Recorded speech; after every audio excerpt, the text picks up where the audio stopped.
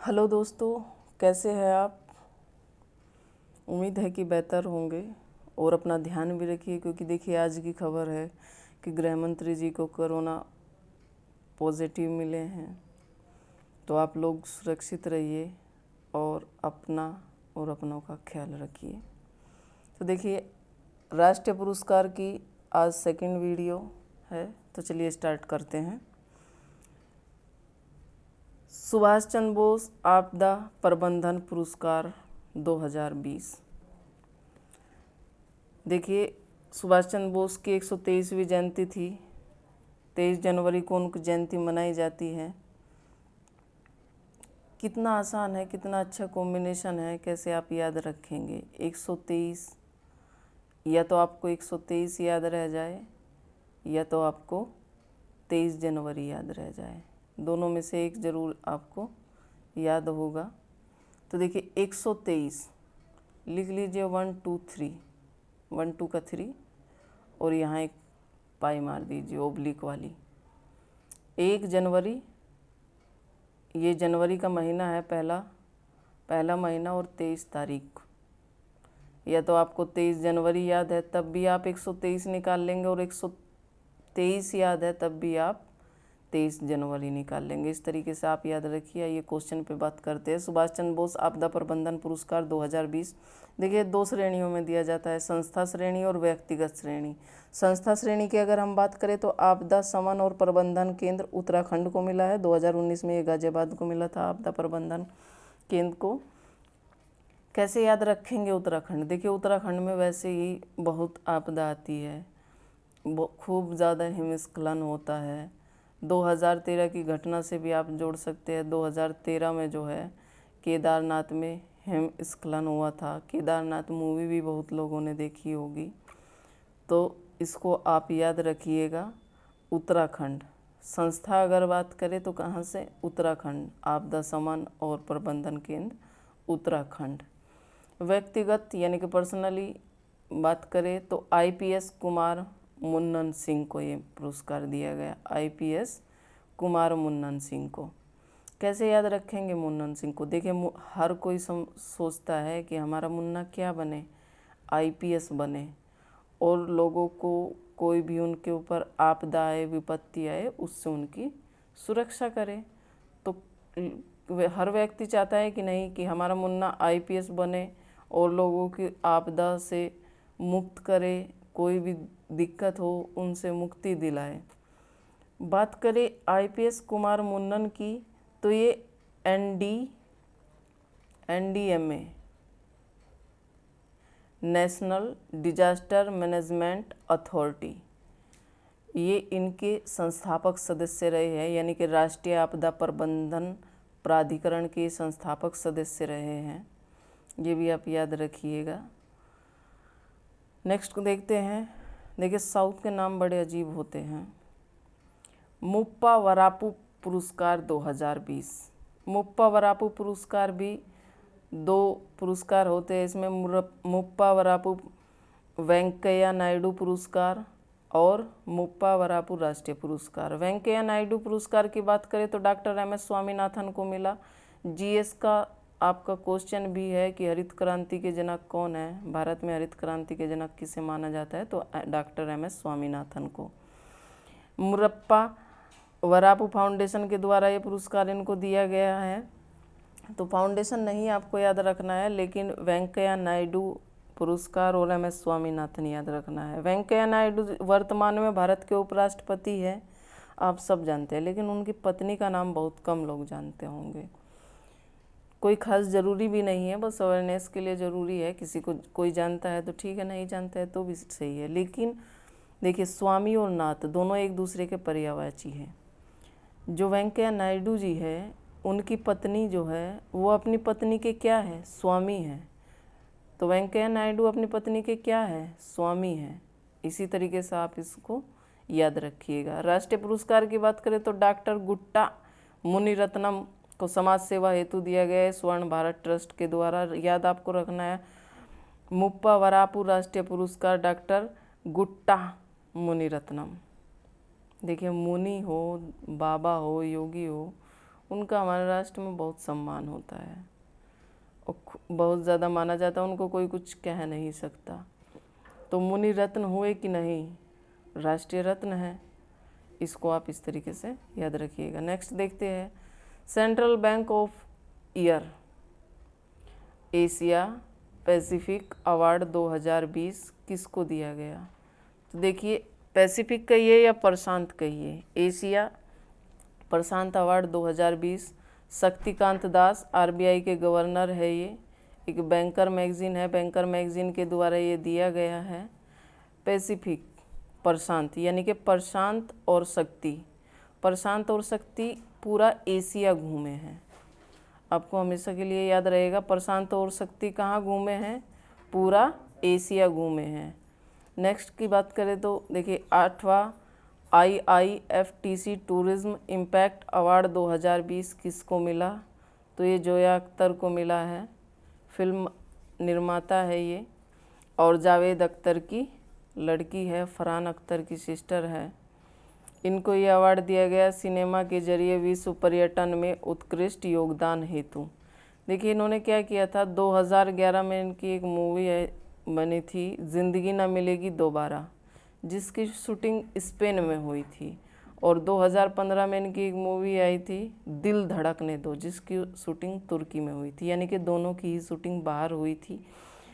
इनकी शूटिंग बाहर हुई थी, बाहर करने से पर्यटन को बढ़ावा दिया गया था। जैसे इनकी शूटिंग इन्होंने बाहर की, तुर्की में और स्पेन में की, उससे क्या होता है कि पर्यटन को बढ़ावा मिला है, इसलिए इनको ये पुरस्कार दिया गया है। नेक्स्ट की अगर हम बात करें, स्कोल अवार्ड 2020 अरमान भारत की गैर लाभकारी संगठन है। ये NGO नॉन गवर्नमेंट ऑर्गेनाइजेशन को भारत में मातृ एवं बाल स्वास्थ्य क्षेत्र में असाधारण कार्य हेतु ये पुरस्कार दिया गया है, और ये सामाजिक उद्यमिता हेतु दिया जाता है ये पुरस्कार। तो देखिए, कैसे रखेंगे आप अरमान को याद?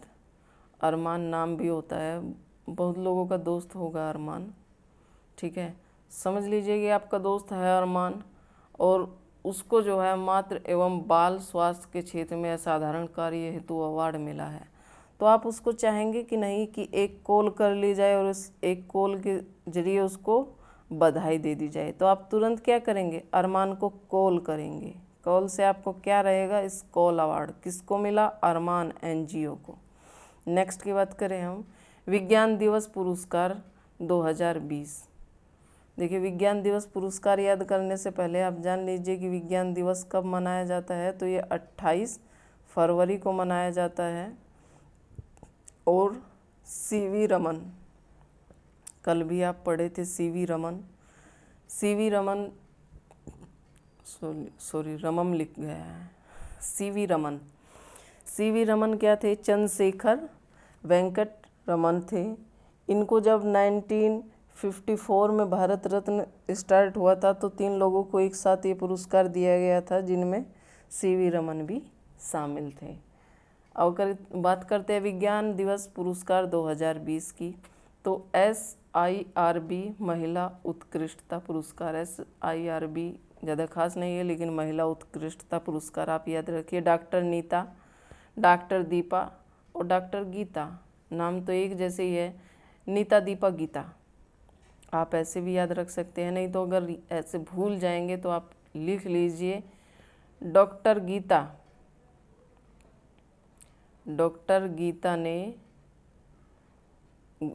गीता ने निंदिया की दवाई खोजी। डॉक्टर गीता ने किसकी दवाई खोजी? निंदिया की दवाई खोजी। कुछ लोगों को आजकल आज के दौर में बहुत कम नींद आती है, और ये बहुत बड़ी परेशानी है। कुछ लोगों को बिल्कुल ही नहीं आती है, और कुछ लोगों को आज भी बहुत नींद आती है। तो सभी तरीके के लोग हैं। तो आप इससे याद रखिए कि डॉक्टर गीता ने किसकी दवाई खोजी? निंदिया की दवाई खोजी। नी से क्या हो जाएगा आपका? नीति हो जाएगा। दी से क्या हो जाएगा आपका? दीपा हो जाएगा।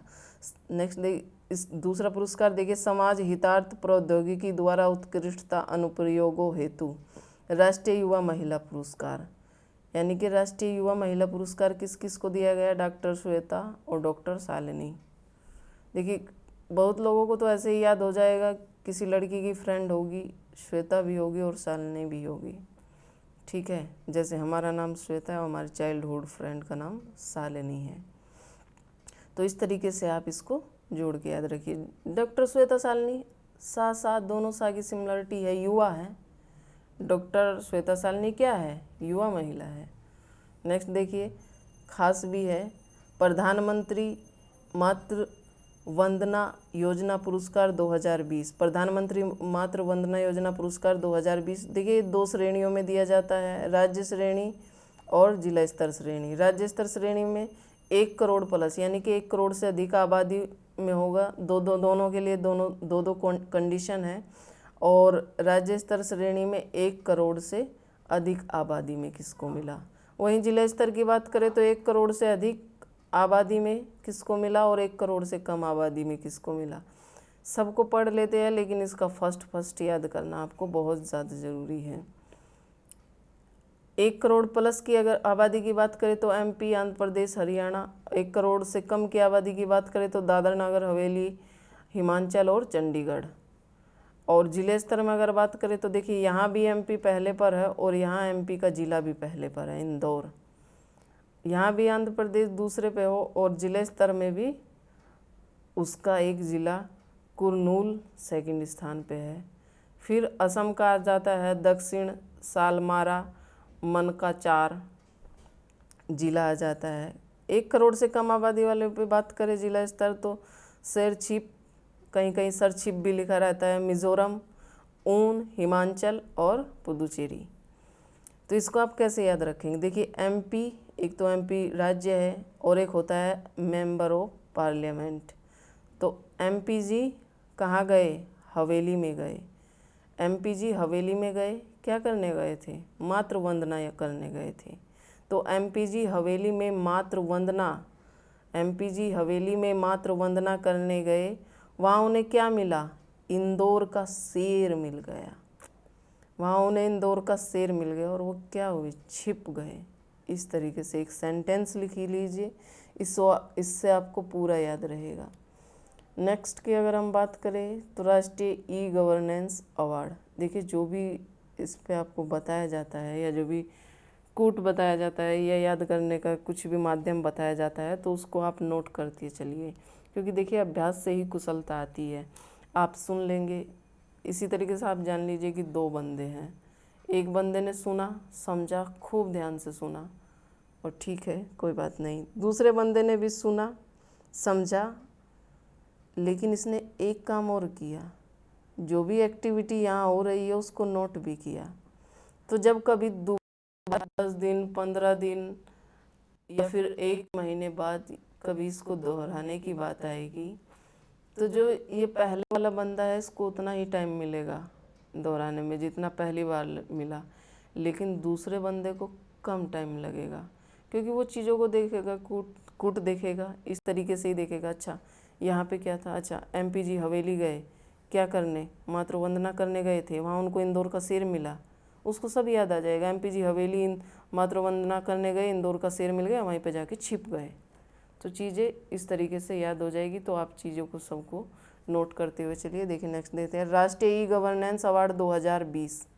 देखिए 23वां ई-गवर्नेंस राष्ट्रीय सम्मेलन के दौरान ये पुरस्कार वितरित किया गया, मुंबई में हुआ था। क्वेश्चन आपका यहाँ से ये भी बन सकता है कि 23वां ई-गवर्नेंस राष्ट्रीय सम्मेलन कहाँ हुआ। तो देखिए अब पुरस्कार की बात करते हैं, यानी कि अवार्ड के दो अवार्ड दिए गए, सिल्वर जुबली दिया गया और गोल्ड अवार्ड दिया गया। गोल्ड अवार्ड की अगर बात करें तो तेलंगाना सरकार को मिला, किस लिए मिला? उभरती प्रौद्योगिकी को अपनाने हेतु मिला। अंत्योदय सरल हरियाणा को किस लिए मिला? नागरिक केंद्रित सेवा प्रदान करने हेतु मिला।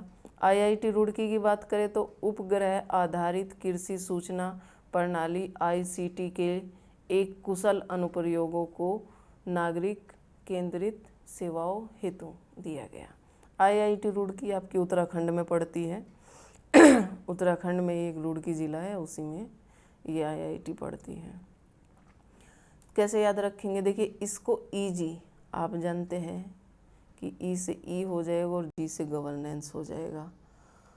और ये एक बात सच्ची भी है कि सभी लोगों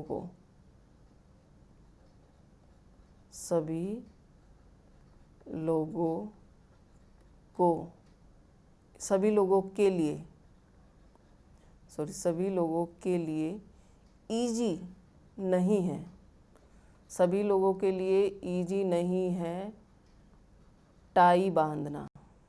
और बहुत लोगों को नहीं आता है, ये सच्चाई है कि बहुत लोगों को टाई बांधना नहीं आता है। तो कैसे आप याद रखेंगे? सभी लोगों के लिए ईजी नहीं है क्या? टाई बांधना। टी से क्या हो जाएगा आपका? टी से तेलंगाना हो जाएगा, ए से अंत्योदय सरल हरियाणा हो जाएगा, आई से IIT रुड़की हो जाएगा। आप तीनों को एक साथ याद कर लेंगे कि सभी लोगों के लिए ईजी नहीं है टाई बांधना। ईजी से ई गवर्नेंस अवार्ड, टी से तेलंगाना, ए से अंत्योदय सरल हरियाणा, आई से IIT रुड़की। नेक्स्ट की बात करें हम तो सिल्वर जुबली किसको मिला? भारत निर्वाचन आयोग को ये पुरस्कार दिया गया। किस लिए दिया गया? पुणे अभियांत्रिकी द्वारा डिजिटल परिवर्तन की सरकारी प्रक्रियाओं में, ये सा जैसा लग रहा है, ये में उत्कृष्ट योगदान हेतु ये दिया गया। तो देखिए सिल्वर जुबली किसको दिया गया? तो CEC, chief election commission, Bharat निर्वाचन आयोग को चीफ इलेक्शन कमीशन भी कहते हैं। और सी से आपका चीफ इलेक्शन कमीशन हो जाएगा और सी से ही आपका सिल्वर जुबली हो जाएगा। इस तरीके से आप याद रखिए। आज की क्लास यहीं पर रोक देते हैं। आप लोगों को क्लास कैसी लगी आप लोग कमेंट के माध्यम से ज़रूर बताएं। और कुछ लोगों को ये लगता है कि क्लास थोड़ा धीमे चल रही है या धीरे चल रही है, तो देखिए उन लोगों के लिए ऑप्शन है। जब आप वीडियो स्टार्ट करते हैं तो ऊपर 3 बिंदु होते हैं, उसी में ऑप्शन होता है, आप थोड़ा स्पीड बढ़ा सकते हैं। चीज़ों को बताने के दौरान एक लय होती है, उस लय में ही चीज़ें बताई जाती है। बहुत तेज़ बोल देंगे तो बहुत लोगों को नहीं समझ में आएगा। तो जिन लोगों को तेज़ जल्दी करके यानी कि स्पीड बढ़ा के पढ़ना है, उनके पास ऑप्शन है। और जिन लोगों को इस तरीके से सही लग रहा है वो लोग इसी तरीके से देखें। और आप लोग कमेंट करके ज़रूर बताएं, लाइक करें, सब्सक्राइब करें। अनलाइक की जगह आप सुझाव दें ताकि सुधार किया जा सके। धन्यवाद।